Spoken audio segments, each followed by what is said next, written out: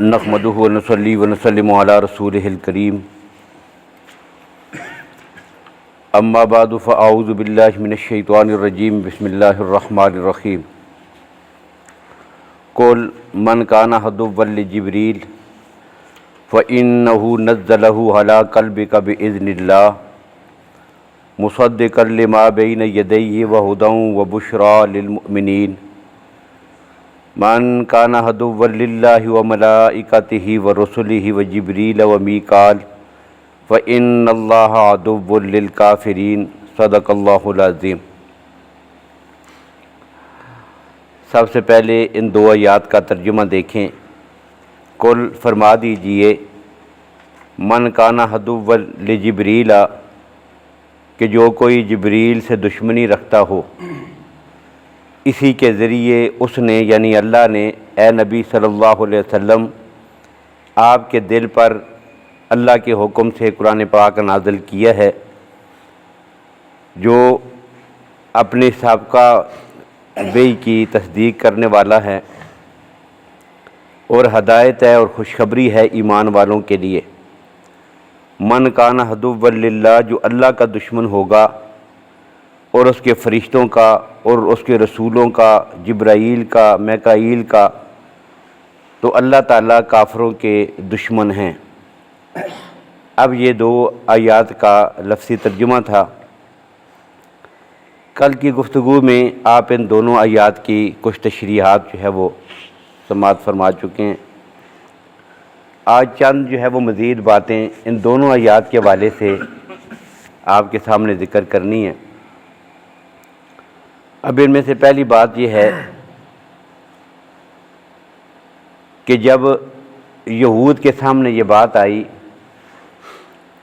कि जिब्राईल अमीन अलैहिस्सलाम के ज़रिए रब्बुल आलमीन वही नाज़िल करते हैं, सवाल हुए नबी अकरम सल्लल्लाहु अलैहि वसल्लम के सामने। जब यहूदियों से सवाल हुआ और यहूदियों ने नबी अकरम सल्लल्लाहु अलैहि वसल्लम से गुफ्तगू की। इसी तरह हज़रत उमर रज़ियल्लाहु ताला अन्हु का वाक़या था, उसमें जब गुफ्तगू हुई और यहूदियों से बातचीत हुई, अब्दुल्ला बिन सलाम रज़ियल्लाहु ताला अन्हु ने इस्लाम कबूल करने से पहले हज़ूर सल्लल्लाहु अलैहि वसल्लम से सवालात किए थे। और उस हदीस में भी ये बात मौजूद है बुखारी शरीफ में कि अल्लाह के नबी सल्लल्लाहु अलैहि वसल्लम ने जवाब हज़रत उमर रज़ियल्लाहु ताला अन्हु ने जवाब इरशाद फरमाने से पहले नहीं, हज़रत अल्लाह के नबी सल्लल्लाहु अलैहि वसल्लम ने जवाब इरशाद फरमाने से पहले ये बात फरमाई थी कि अभी आपके सवालों का जवाब अल्लाह ने वही के ज़रिए मुझे बताया है। जब तीन सवाल आए ना सामने, तो अल्लाह के नबी ने फरमाया अभी जवाब देता हूँ, लेकिन जैसे ही तूने सवाल पूछे ना तो अल्लाह ने वही के ज़रिए मुझे इसका जवाब बता दिया है। अब जब ये बात हुई तो अब्दुल्ला बिन सलाम ने साथ ही ये पूछा कि कौन सा फरिश्ता आया था वही लेके। तो फिर अल्लाह के नबी ने फरमाया वही जो आता होता है जिब्रील अमीन। अब उन्होंने कहा कि नहीं कोई और होता तो फिर बात बनती, तो जिब्रील के साथ तुम्हारी दुश्मनी है। तो पता क्या चला कि यहूद के अकीदे में तबर्रा शामिल है। दो जो चीज़ें हैं, और साथ उन्होंने एक जुमला और भी कहा था, यहूदियों ने, सब यहूदियों का ये भी नज़रिया था कि मीकाईल से हमें मोहब्बत है। अगर मीकाईल जो है वो वही लेके आते ना तो फिर हम लाजमी बात मान लेते, वो बड़ा अच्छा फरिश्ता है, वो बड़ा ज़बरदस्त है और उसकी ड्यूटी अल्लाह ने ऐसी लगाई हुई है कि बारिश नाज़िल करता है, रिज़्क़ की जो तकसीम होती है अल्लाह ने तकवीनी तौर पर उसके सपुर्द कर दी है, तो उसके हाथों से खैर ही सादर होती है, हमें उसके साथ मोहब्बत है और जिब्रील के साथ दुश्मनी है। अब इन दो चीज़ों को क्या कहते हैं? एक को कहते हैं तबर्रा, एक को कहते हैं तवल्ला, कि एक के साथ मोहब्बत का इजहार करके दूसरे के साथ दुश्मनी रखना। अब ये क्या है? तो उससे पता ये चला कि किसी एक की मोहब्बत की आड़ लेकर किसी दूसरी बुज़ुर्ग शख्सियत पर तनकीद करना, ये यहूदियत का मजाज और उनका अकीदा और नज़रिया है। किसी एक की मोहब्बत का दावा किया और उस मोहब्बत की आड़ में बाकियों के ऊपर तनकीद की जा रही, तबर्रा किया जा रहा है।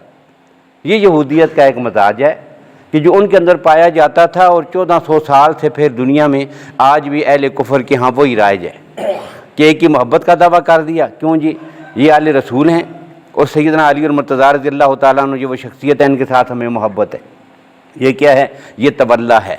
تمام اہل ایمان کو آل بیت رسول اور سیدنا علی رضی اللہ عنہ سے محبت ہے، لیکن ان کی آڑ میں پھر جو تبرہ ہے کہ ان کی وجہ سے وہ جو ہے وہ ہمیں برا لگتا ہے، ابو بکر اچھے نہیں لگتے نعوذ باللہ، حضرت عمر اچھے نہیں لگتے، عثمان اچھے نہیں لگتے، تو کسی ایک صحابی یا کسی بڑی شخصیت کی آڑ لے کر باقی پہ تبرہ کرنا یہ یہودیت کا مزاج ہے، چاہے وہ باقی شخصیات ابو بکر و عمر ہوں، عثمان ہوں، حضرت معاویہ ہوں، حتیٰ کہ سیدنا واشی بن حرب ہوں یا حضرت مروان بن حکم ہوں، کسی ایک کا نام لے کر ان کی آڑ میں جو آدمی تنقید کر رہا ہوتا ہے اور برا بھلا کہتا ہے اور کہتا ہے کہ یہ ہمارے دشمن ہیں، ہم ان کے دشمن ہیں، تو اس دشمنی کا اظہار جو آدمی کر رہا ہے یہ اصل میں یہودیت کا مزاج رکھتا ہے، یہ اسلام کا مزاج نہیں ہے۔ یہ پہلی بات معلوم ہوئی ہے۔ اور دوسری بات کیا معلوم ہوئی کہ جب ان کے سامنے یہ بات آئی نا کہ جی جبریل کے ذریعے وحی آتی ہے، تو انہوں نے یکدم حضرت جبریل کے بارے میں یہ جملہ کہا کہ وہ ہمارا دشمن ہے۔ اب یہ دشمن کا جو لفظ کہا یا توہین کی یا تنقیص کی، یہ کس کی ہے؟ حضرت جبریل علیہ السلام کی، صرف ایک فرشتے کی ہے۔ اب انہوں نے یہ نہیں کہا کہ ہم اللہ کے نعوذ باللہ دشمن ہے یا اللہ ہمارا دشمن ہے، ہم سارے فرشتوں کے دشمن ہیں، وہ ہمارے دشمن ہیں، ہم جو ہے وہ رسولوں کے دشمن ہیں یا وہ ہمارے دشمن ہیں۔ یہاں پر اللہ کی ذات کا بھی ذکر نہیں ہوا، یہاں پر جو باقی رسولوں کا ذکر بھی نہیں ہوا، یہاں پر باقی فرشتوں کا ذکر بھی نہیں ہوا، صرف ایک کی بات ہوئی ہے، کس کی؟ جبریل امین کی، ہم اس پہ تنقید کرتے ہیں۔ لیکن ساتھ ہی یہ بات بالکل متعین ہے کہ جبریل امین کو اس ڈیوٹی پہ منتخب کرنے والی ذات کون سی ہے؟ رب العالمین کی۔ تکوینی طور پر جبریل امین کی یہ ڈیوٹی لگانا یہ انتخاب خداوندی ہے، اور اس مسئلے میں جبریل امین کی ذات پر تنقید کرنا رب العالمین کے انتخاب پہ تنقید کرنا ہے۔ بالکل ایسے ہی دین کو محفوظ کرنے کے لیے ایک جماعت کو متعین کر کے اپنے نبی کو دے دینا یہ انتخاب خداوندی ہے۔ اب ان میں سے کسی ایک صحابی پہ تنقید کرنا یہ انتخاب خداوندی پہ تنقید کرنا ہے۔ چنانچہ ان دونوں صورتوں میں کہ کوئی آدمی یہودیت کا مزاج رکھتے ہوئے جبریل امین پہ تبرہ کرے، تو رب نے جو دفاع کا انداز اختیار کیا ہے نا، تو جو آدمی اب صحابہ کرام پہ تنقید کرے گا رب العالمین نے دفاع کا انداز جو ہے وہ بالکل وہی اختیار کیا ہے۔ چنانچہ آپ دیکھ لیں، اب یہاں پر انہوں نے جبریل امین پہ تنقید کی تھی، اب اللہ نے کیا کہا کہ سنو، یہ تنقید صرف تمہاری جبریل امین کی ذات تک محدود نہیں رہے گی، بلکہ من کان عدوا للہ، جو جبریل پہ تنقید کرتا ہے وہ اللہ کا دشمن ہے، وہ فرشتوں سارے فرشتوں کا دشمن ہے، وہ سارے رسولوں کا دشمن ہے، وہ جبریل کا دشمن ہے، وہ میکائیل کا دشمن ہے۔ اب ان کی دشمنی کا اعلان کر کے پھر ان کا انجام ذکر کیا، کیا؟ فَإِنَّ اللَّهَ عَدُوٌّ لِّلْكَافِرِينَ، یہ کافر ہیں، اللہ ان کافروں کا دشمن ہے۔ اب یہ انجام ذکر کیا۔ اب چنانچہ صحابہ کرام کی طرف آپ دیکھیں وہاں پہ کیا ہوا ہے۔ سورہ توبہ ہے، اور سورہ توبہ میں وہ ذکر ہے غزوہ تبوک کا۔ نبی اکرم صلی اللہ علیہ وسلم اپنے صحابہ کو لے کر جا رہے تھے، 30,000 صحابہ کی جماعت ہے، 2.5 لاکھ رومیوں کا مقابلہ ہے، راستے میں چل رہے ہیں، اور چلتے چلتے یہودی مزاج منافقین نے ایک جملہ کہا تھا۔ راستے میں جب جا رہے تھے نا تو ساتھ منافق بھی تھے جو بظاہر کلمہ پڑھ رہے تھے۔ اب انہوں نے کیا کیا؟ انہوں نے کہا کہ یہ جا رہے ہیں جنگ لڑنے کے لیے رومیوں کے خلاف۔ اچھا، یہ جنگ لڑیں گے، یہ تو کھانے کو ان کو ملتا کچھ نہیں، بھوکے ہیں، کل جا کر ان کے خلاف لڑیں گے۔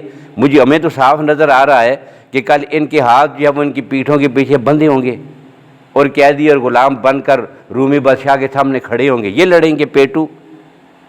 اب یہ الفاظ کہہ دیے انہوں نے۔ اب یہ کس کی توہین تھی؟ صحابہ کرام کی۔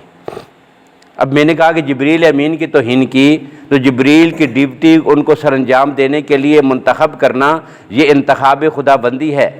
صحابہ کرام دین کی حفاظت کے لیے اللہ نے معمور کیے، ان کا انتخاب یہ انتخاب خدا بندی ہے۔ وہاں پر انتخاب خدا بندی پہ تنقید ہوئی نا، اللہ نے کہا کہ یہ براہ راست میری ذات پر، سارے رسولوں پر، سارے فرشتوں پر، جبریل و میکائیل پر تنقید ہے، اور ایسا کرنے والے کافر ہیں، یہ قرآن پاک نے کہا۔ اب یہاں کیا ہوا؟ اب چنانچہ یہ بات انہوں نے کہہ دی، اللہ نے وحی کے ذریعے ساری حقیقت اپنے نبی کو بتا دی۔ اب نبی اکرم صلی اللہ علیہ وسلم کو جب پتہ چلا تو ان کو بلا لیا، بھئی یہ جملے آپ نے کیوں کہے ہیں؟ اب انہوں نے کیا کہا؟ ساتھ ہی اللہ نے بتا بھی دیا تھا، وَلَئِن سَأَلْتَهُمْ، میرے نبی جب آپ ان سے سوال کریں گے تو وہ کہیں گے انما کننا نخوض و نلعب، ہم تو مذاق کر رہے تھے، ہمارے دوست ہیں بھائی، ہم کوئی سنجیدہ تھوڑی ان کو کہہ رہی ہیں، آپس میں ہم عمر ہیں، دوست ہیں، ساتھ جا رہے تھے، راستے میں گپ شپ ہو رہی تھی، تو گپ شپ میں کوئی بات اونچی نیچی ہو گئی ہے تو اس میں کون سی بات ہے، ہم تو مذاق کر رہے تھے۔ اب اللہ نے پھر کیا کہا، میرے نبی پھر آپ نے ان کو کہہ دینا ہے اب باللہ، اب بالکل یہی انداز ہے جی، من کان عدوا للہ و ملائکتہ و رسلہ و جبریل و میکال، اب بالکل وہی انداز ہے، قل کہہ دیجیے باللہ و آیاتہ و رسولہ کنتم تستہزئون، کہ تمہیں مذاق کرنے کے لیے اور تمسخر اڑانے کے لیے اللہ کی ذات نظر آئی ہے۔ اب اللہ کے ساتھ مذاق کیا تھا، یا یہودیوں نے جب اللہ کا انکار کیا تھا، دشمنی کا اعلان کیا تھا، نہیں کیا تھا، فرشتوں کے ساتھ دشمنی کا اعلان نہیں کیا تھا، سارے رسولوں کے ساتھ دشمنی کا اعلان نہیں کیا تھا، وہاں پر انہوں نے بھی سارے صحابہ کرام پہ تنقید بھی نہیں کی تھی، اور رسول اللہ صلی اللہ علیہ وسلم کی توہین بھی نہیں کی تھی، اللہ کی بھی کی تھی، قرآن کی بھی نہیں کی تھی، لیکن کہا کہ جو انتخاب خدا بندی پہ یہاں تنقید کرتا ہے وہ سب کا دشمن ہے، اور جو وہاں انتخاب خدا بندی پہ تنقید کر رہا ہے وہ ان سب کا، اللہ کے قرآن کا، اللہ کے رسول کا دشمن ہے، ان کے ساتھ مذاق اڑانے کے مترادف ہے۔ اور یہاں پھر ان کا انجام کیا ذکر ہوا تھا، فَإِنَّ اللَّهَ عَدُوٌّ لِّلْكَافِرِينَ، ان کو کافر کہا گیا تھا، اور وہاں کیا کہا، قَدْ كَفَرْتُمْ بَعْدَ ایمانکم، یہ ایمان لانے کے بعد پھر کفر کی راہ پہ چل پڑے ہو، یعنی جو فتویٰ یہاں پہ رب نے ان پہ لگایا تھا یہودیوں پر، وہی فتویٰ یہودی مزاج رکھنے والوں اور اللہ کے انتخاب پہ تنقید کرنے والوں پہ وہی لگا دیا۔ یہ دوسری بات تھی۔ اور تیسری بات یہ ہے کہ حدیث میں یہ بات موجود ہے، در منصور کی ایک حدیث ہے جس میں وہی سیدنا فاروق اعظم رضی اللہ تعالیٰ عنہ کی جو روایت ہے کہ یہودیوں سے ان کا مکالمہ بات چیت ہو رہی تھی، اور گفتگو میں چلتے چلتے پھر فاروق اعظم نے ان سے یہ بھی پوچھا تھا کہ بتاؤ تم کہتے ہو جبریل امین کو تو مانتے، ان سے تو دشمنی ہے، میکائیل ہوتا تو اس کو مانتے ہیں، تو وہ فرشتہ وہی لے کے آتا تو ہم بھی تسلیم کر لیتے، اب یہاں تم نے انکار کیا، اب کہا کہ چلو ان دونوں کو چھوڑو کہ کون تمہارا دشمن ہے، کون تمہارا دوست ہے، ان میں سے کون سا اچھا لگتا ہے، کون سا اچھا نہیں لگتا ہے، اس گفتگو کو چھوڑو، اب صرف یہ بتاؤ کہ اللہ کے ہاں ان دونوں کا مقام کیا ہے۔ جس سے تم دشمنی رہتی ہے اس کو اللہ نے نکال دیا ہے ڈیوٹی سے، اور جو تمہیں اچھا لگتا ہے وہ بالکل قریب کیا ہوا ہے، اب ان دونوں کی حیثیت تو بتاؤ، اللہ کے ان کا مقام کیا ہے۔ اب ظاہر وہ قسم دے کے پوچھ رہے تھے، اب ان سے انکار نہ ہو سکا تو انہوں نے صاف لفظوں میں کہہ دیا کہ ان دونوں کا مقام بہت بلند ہے، ہمیں نظر آتا ہے کہ ایک رب العالمین کے دائیں طرف ہے اور دوسرا رب العالمین کی بائیں طرف ہے۔ یہ ان کے الفاظ ہیں، اور در منصور کی روایت ہے، فاروق اعظم رضی اللہ تعالیٰ عنہ کے سوال کے جواب میں کہے تھے، اور نبی اکرم صلی اللہ علیہ وسلم کے سامنے بھی یہودیوں نے یہی الفاظ کہے تھے کہ ان دونوں کا مقام بالکل بلند ہے، جبریل کا مقام بھی بلند ہے، ہم اس کی حیثیت کو تسلیم کرنے پر مجبور ہیں، بس دشمنی الگ چیز ہے، لیکن اس کی حیثیت اپنی وہ مسلمہ ہے، اس کا انکار نہیں ہو سکتا۔ تو یہاں انہوں نے حضرت عمر رضی اللہ عنہ کے سامنے بھی یہی کہا کہ ان دونوں کا مقام جبریل کا بھی میکائیل کا بھی متعین ہے، اور مقام ان کو حاصل ہے۔ اب یہاں پر پھر حضرت فاروق اعظم نے ان کو کہا تھا کہ جن کو اللہ کے قرب کا یہ مقام حاصل ہو، جن کو یہ مقام جو تسلیم کرتے ہو، یہ اللہ کے قرب کا جسے یہ مقام حاصل ہے، یہ ناممکن ہے کہ وہ آپس میں ایک دوسرے کے دشمن ہوں۔ بھئی ایسا کب ہو سکتا ہے کہ اللہ کے ہاں ان کا مقام تو یہ ہے کہ ایک تم تسلیم کرتے ہو کہ اللہ کے اتنے قریب ہیں کہ جس طرح گویا کہ اللہ کے ایک دائیں طرف ہے ایک بائیں طرف ہے، بالکل ساتھ ہیں، اللہ نے جو ڈیوٹیاں لگا دی ہیں وہ سر انجام دے رہے ہیں، اللہ کا قرب حاصل ہے، ان کو برگزیدہ ہیں، لیکن ایک طرف دونوں ایک ہی ذات کے برگزیدہ بھی ہیں، اور برگزیدہ ہونے کے باوجود ایک دوسرے کے خلاف اور دشمن بھی ہیں، یہ ممکن ہے؟ تو حضرت عمر نے فرمایا یہ تو ممکن ہی نہیں کہ دو شخصیات ہوں اور وہ اللہ کے قریب ہوں، قرب خدا ان کو حاصل ہو، اور اس کے بعد پھر وہ آپس میں دشمن ہوں۔ اب اس سے کیا پتہ چلا؟ اس سے پتہ یہ چلا کہ جس طرح اگر کچھ شخصیات کو قرب خدا حاصل ہے اور وہ پھر آپس میں ایک دوسرے کے دشمن ہو ہی نہیں سکتے، ناممکن ہے، بالکل اسی طرح یہی بات بھی ہے کہ جن کو قرب مصطفیٰ حاصل ہے اور وہ آپس میں ایک دوسرے کے دشمن ہوں، یہ قطعاً نہیں ہو سکتا۔ اب کیا ہیں وہ آپس میں کیا ہیں؟ قرآن پاک نے پھر اس کی وضاحت کی اشداء علی الکفار رحماء بینہم، یہ آپس میں بھائی بھائی، کنتم علی شفا حفرۃ من النار فانقذکم منہا، اس وقت کو یاد کرو اذ کنتم اعداء فالف بین قلوبکم واصبحتم بنعمتہ اخوانا، اللہ نے تمہارے دلوں میں محبت ڈال دی اور تم کو آپس میں بھائی بھائی بنا دیا۔ جب یہ نبی کے قریب آگے ہیں تو جو اس طرف ہے وہ اور جو اس طرف ہیں وہ آپس میں بالکل بھائی بھائی ہیں، ان کی آپس میں کوئی دشمنی نہیں ہے۔ اور سیدنا علی رضی اللہ تعالیٰ عنہ نے تو وہ جو پہلی صورت تھی کیا کہ جب انہوں نے یہ کہا تھا کہ ایک جو ہے وہ ایک کی محبت کی آڑ میں دوسرے پر تنقید کرنا، یہ جو یہودیوں کا مزاج ہے، اس کے بارے میں تو سیدنا علی رضی اللہ عنہ خود وضاحت فرمائی تھی۔ کیا؟ سیدنا علی رضی اللہ تعالیٰ عنہ کا فرمان ہے لا یجتمع حبی و بغض ابی بکر فی قلب مومن، کہ میری محبت اور ابو بکر و عمر کے ساتھ بغض اور نفرت یہ ایک ہی دل میں کبھی نہیں آ سکتے۔ جس طرح جو ہے وہ اندھیرا اور روشنی اکٹھی نہیں ہو سکتی، جس طرح رات اور دن اکٹھے نہیں ہو سکتے، بالکل اسی طرح جو ہے وہ ایک ہی دل ہو اور اس دل میں میری محبت ہو اور ساتھ ان کے ساتھ نفرت ہو، یہ کبھی نہیں ہو سکتا۔ اگر ان کے ساتھ نفرت ہے تو اس کا معنی کیا ہے کہ اسے حقیقت میں میرے ساتھ بھی نفرت ہے، صرف آڑ کے طور پہ وہ میرا نام استعمال کر رہے ہیں۔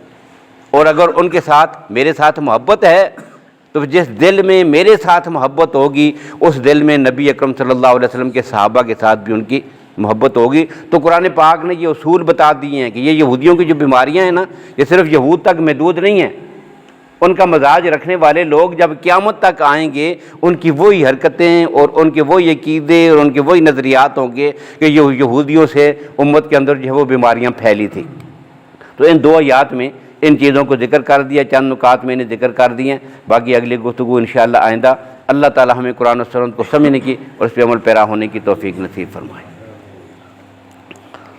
الحمدللہ رب العالمین والعاقبۃ للمتقین والصلاة والسلام علی رسولہ محمد وآلہ واصحابہ وازواجہ وبناتہ اجمعین۔